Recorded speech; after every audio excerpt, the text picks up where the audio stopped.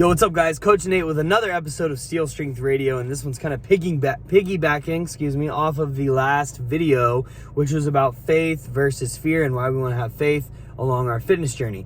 Today, I'm going to be talking about speaking things into existence. I feel like this is something that gets talked about a lot by a lot of different people. Now, let me first start by saying, I think the idea that you can speak things into existence, like actually speak things into existence, is ridiculous, because there's a lot of things that you would have already spoken into existence to change about your life, right? That ain't happening, all right? Now, here's the thing.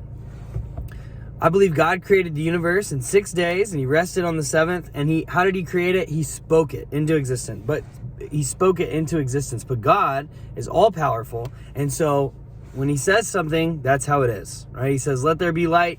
Oh, I got this light pouring in. He says, "Let there be light." Here it is. We've got light, okay? And I think it happens immediately. Now, I believe I'm getting a little preachy this morning, all right? So roll with me.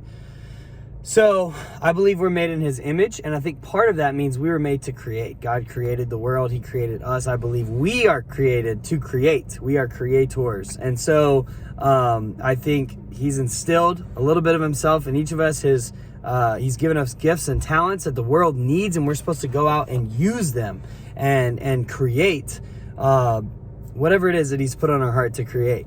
And so for me, that's this right now. It's this fitness business. I absolutely love doing what I do and being able to serve you guys. And, we've got an amazing team that I get to work with every day. And it's just, I love it. I love this. I truly believe this is what I was made to do.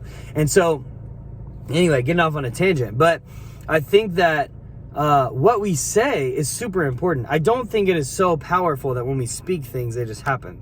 It doesn't work like that, okay? However, I do think the way that we speak to ourselves, the way that we speak to our minds, I think we're supposed to take our thoughts captive. The way that the things that we think and the things that we say, I think start to either feed our faith or our fear. And I think it's so important that we speak in a way that feeds our faith and not our fear. I think we need to feed our faith and starve our fear, because when we speak, we hear ourselves speak, and what we are saying and what we're hearing, and the thoughts that come into our mind, those impact what we believe. And then what we believe, our actions flow out of what we believe. And so I think it's very, very important that we speak truth to ourselves and that we speak positively about what it is we want to see. So in terms of what we're creating, and I'm not talking about ignoring real problems. You have to address real problems. I'm not saying live in la la land.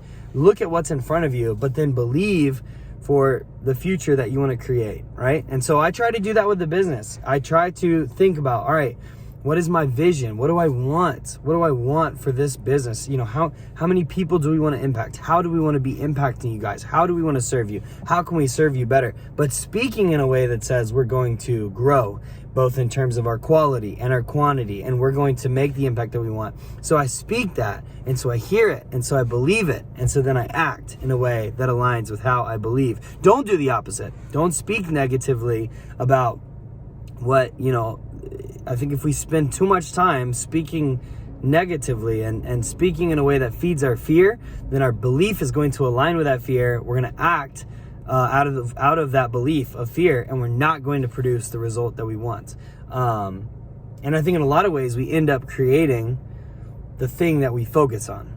All right, sermon over. Y'all have an amazing day.